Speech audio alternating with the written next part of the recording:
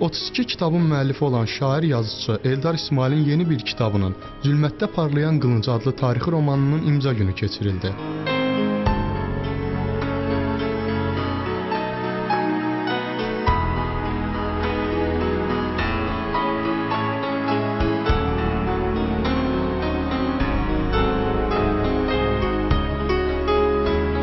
Eldar İsmailin şeirlərinin özünə məxsusluğu, mövzu baxımından aktuallığı, üslubu və başqa cəhətləri müəllifin müasir dövrün tələbləri ilə ayaqlaşa bilməsindən xəbər verdiyi kimi, həm də klassikliyə söykəndiyini təsdiqləyir. Mən 3 kitab işlədim, yəni roman, tarixi roman, sənədli roman, Göyçərin qısası qalır, Səttaroğlu və son kitab olaraq Zülmətdə Parlayan Qılınc. Bu kitablar üçü də biri-birini tamamlayır. Demək 19-cu əsrin sonları 20-ci əsrin birinci yarısına qədər olan mühiti əhatə edir.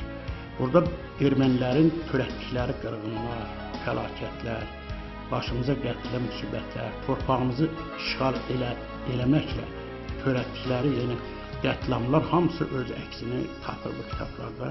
Yəni mən ona görə bu şairliyimi buraxmamışam. Mən həmişə şairim, amma bunları da qələmə almaqda məqsədim oydu ki, itib batıb getməsin, bu xalqımız, gələcək nəsillər bunları bilsin ki, bizim başımıza bu düşmən erməni nə oyunlar açır, torpaqlarımızı alır. Gələcəkdə bəlkə elə gənclərimiz var ki, heç onlar bilməyəcək ki, o torpaqlar bizim. Amma bilməlidirlər. Bizim indiki Ermənistan adlı respublika bilməlidirlər ki, 15 Azərbaycan mahalının üzərində qurulur.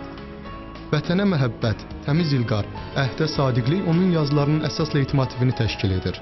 Eldar İsmailin ən yaxın şair dostlarından Arif Məmmədli də şairə uğurlarının davamlı olmasını arzuladı. Eldar İsmail yaradıcılığına yaxından bəlad olan bir adam kimi deyə bilərəm ki, Eldar İsmail çağdaş ədəbiyyatımızın ən məhsuldar və zəhmətkeş yazıçılarından biridir.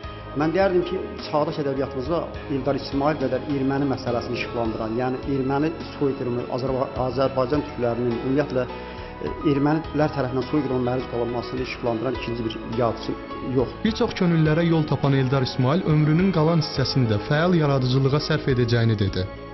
Mən də məqsədim əsas bu kitabı qələmə almaqda, kitabları qələmə almaqda, onları gələcək nəslə, bugünkü nəslə çatdırmaqdan ibarət olubdur. Mən çox şadam ki, qismən də olsa öz demək vəzifəmi, bu xalqımın, millətimin qarşısında olan vəzifəmi qismən də olsa yerinə getirmiş kimi gəldim.